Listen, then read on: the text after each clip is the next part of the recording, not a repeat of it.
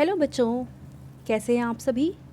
चलिए इस वीडियो में हम समझेंगे क्लास 3 की वर्कशीट नंबर 56 जो कि 27 अगस्त 2021 की वर्कशीट है और आज का सब्जेक्ट है मैथमेटिक्स यानी कि गणित। और बच्चों यहाँ पे आप अपना नाम लिखेंगे और यहाँ आप अपनी टीचर का नाम लिखेंगे। तो चलिए पहला शुरू करते हैं हम बाज़ार से ख़रीदारी। स्कूल में या घर में पढ़ाई करते समय आपको किन किन चीज़ों की ज़रूरत पड़ती है, नीचे लिखिए।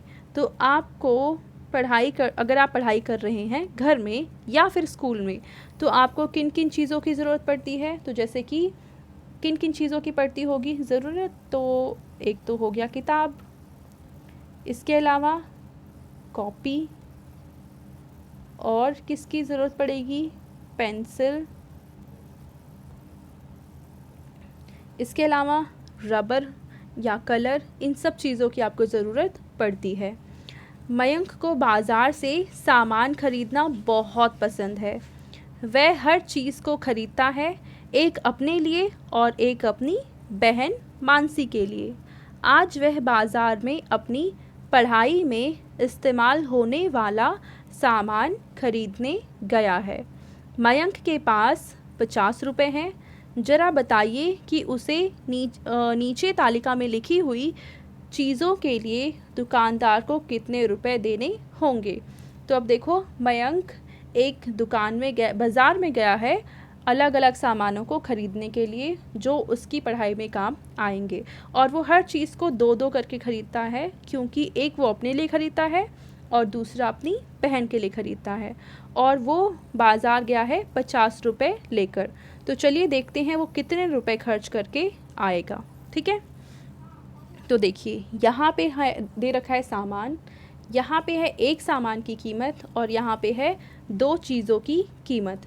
तो सबसे पहले उसने ख़रीदी 2 पेंसिल और एक पेंसिल की कीमत है 3 रुपये। तो दो चीज़ों की कीमत कितनी हो गई, 3 और 3 बराबर कितने हो जाएंगे, 6 रुपये के।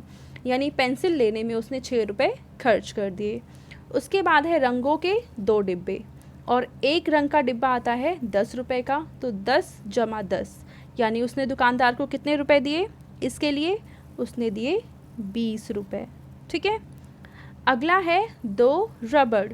तो एक रबड़ आती है 4 की, तो 2 रबड़ कितने की आएंगी, 4 जमा 4 कितने रुपए हो जाएंगे, ये हो जाएंगे 8 रुपये। ठीक है, अगला है उसने 2 टेप खरीदी हैं और एक टेप की कीमत है 5 रुपये। तो 2 टेप की कीमत कितनी आ जाएगी, 5 जमा 5। तो 5 जमा 5 कितना होता है, 10 रुपये। तो इसका मतलब उसने पेंसिल के लिए 6 रुपये दिए, रंग के लिए 20 रुपये दिए, रबड़ के लिए 8 रुपये दिए और टेप के लिए 10 रुपये दिए। तो कुल मिला के हम देखते हैं कि मयंक ने कितने रुपए खर्च कर दिए। तो 10 जमा में 8 कितना हो गया।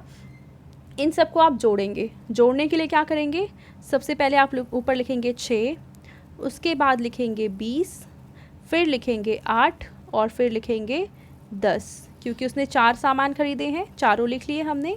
तो अब पहले हम इसको जोड़ेंगे, 6 जमा में 0 6 ही रहेगा, फिर 6 जमा में 8 14 और 14 जमा में 0 कितना आ जाएगा, 14। तो इस 14 यानी 14 में से 4 हम यहाँ पे लिखेंगे और एक जो बच गया उसको हम ऊपर लिख देंगे। तो यानी 1 जमा में, तो इनको जोड़ने पे आया 1 जमा में 2 3, 3 जमा में 1 4। तो इसका मतलब मयंक ने खर्च किए टोटल कितने रुपए, 44 रुपये। अब यहाँ पे देखो, हमें इसके हिसाब से कुछ प्रश्नों के उत्तर लिखने हैं। पहला प्रश्न, मयंक ने कितने रुपए का सामान खरीदा। तो अभी हमने देखा उसने कितने रुपए का सामान खरीदा है, तो हम यहाँ पे लिख देंगे 44 रुपये। ये निशान रुपए का होता है। ठीक है, दूसरा प्रश्न है कि क्या मयंक के पास कुछ रुपए बचेंगे, अगर हाँ तो कितने। तो देखो, मयंक कितने रुपए लेकर गया था, 50 रुपये, और उसने खर्च कितने किए हैं, 44 रुपये। तो 50 में से 44 को घटा देंगे, तो 0 में से 4 को तो घटा नहीं सकते, तो हम यहाँ पे हासिल लेंगे, तो ये बन जाएगा 10, और 10 में से 4 घटाएंगे बचेगा 6, और ये बचेगा 4, और 4 में से 4 घटाएंगे तो 0, यानी 6 रुपये बच गए। तो यहाँ पे लिखेंगे रुपये, 6 रुपये बच जाएंगे। और तीसरा प्रश्न है कि मयंक ने सबसे महंगी चीज़ कौन सी खरीदी। तो सबसे महंगी चीज़ कौन सी है बताओ? ये है ये वाली, यानी कि सबसे महंगी चीज़ है रंग।